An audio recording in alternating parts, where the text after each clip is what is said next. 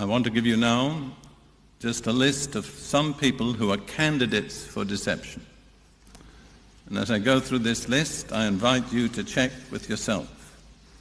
It's not a complete list, but at least it gives you some idea. Here they are, candidates for deception. Those who rely only on subjective impressions. Well, when that brother prophesied over me, I felt so good, I know that must have been from God. You don't know. And it's very dangerous to assume you do.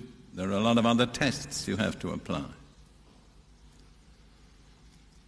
Second lot, those who look only to human leaders. If a certain man says it, they believe it. That's very dangerous.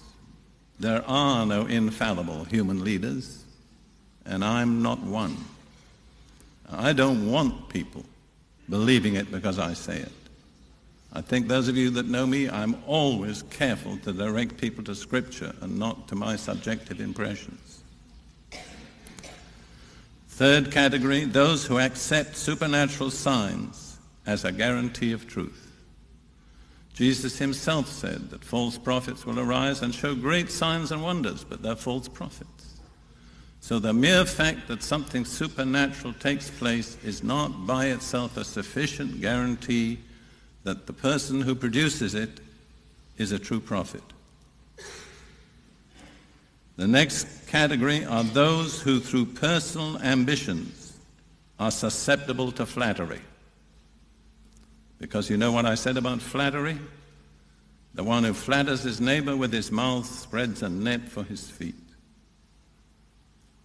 Not being preachers, most of you, you don't know how preachers like to be appreciated. And that's reasonable, that's perfectly fair. But the problem is that sometimes we look for appreciation in the wrong place. And by desiring to be appreciated, we get ourselves hooked on something we shouldn't be involved in. The next category is those who are unwilling to face the possibility of suffering or persecution. Sooner or later, they are bound to be deceived, because the Bible warns us so clearly we must expect to face suffering and persecution.